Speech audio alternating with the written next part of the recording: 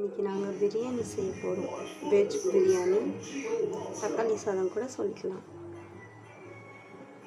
அடுப்பு ஆன் பண்ணிக்கணும். குக்கர் சூடாயிடுச்சு. எண்ணெய் ஊற்றிக்கலாம். 1 ஸ்பூன் நெய்,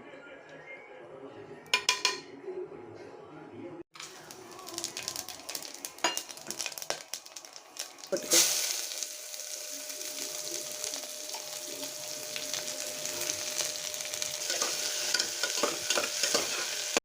புதினா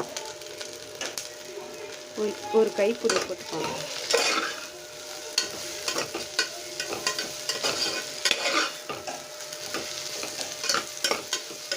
நல்லா வெந்துடுச்சு. இது ஜூஸியாக வருது பார்த்தீங்களா? ஜூஸியாக இருக்கும் லைட்டாக. இந்த டைமில் கொஞ்சம் தயிர் ஊற்றிக்கலாம். வெறும் மிளகாத்தூள் அரை ஸ்பூன், அப்புறம் பிரியாணி மசாலா அரை ஸ்பூன்.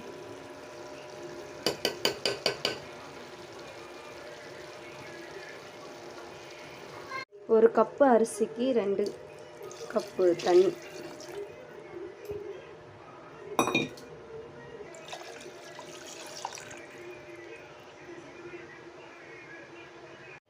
இது பிரியாணி லிக்விடு, இது 1 ஸ்பூன் ஊற்றிக்கலாம். நான் ஒரு மூடி ஊற்றுறேன். அப்போ தான் வாசனையாக இருக்கும், பிரியாணி வாசனை. உப்பு போட்டு லைட்டாக கொதி வருது. இப்போ அரிசி போட்டுக்கலாம்.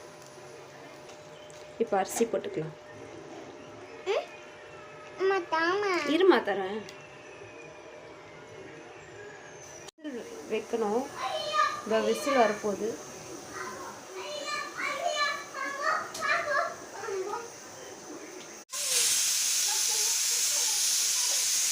ஒரு விசில் வந்துச்சு.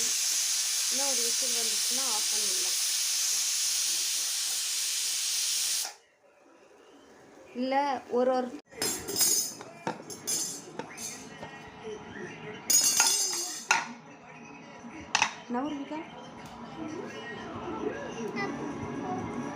இப்போ புதினா போட்டுடலாம். லைட்டாக கலரணும், அப்புறம் சாப்பாடு உடஞ்சிடும்.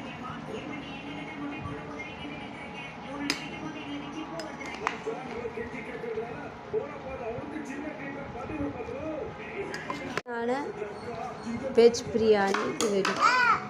கொஞ்சம் டெக்கரேஷனுக்காக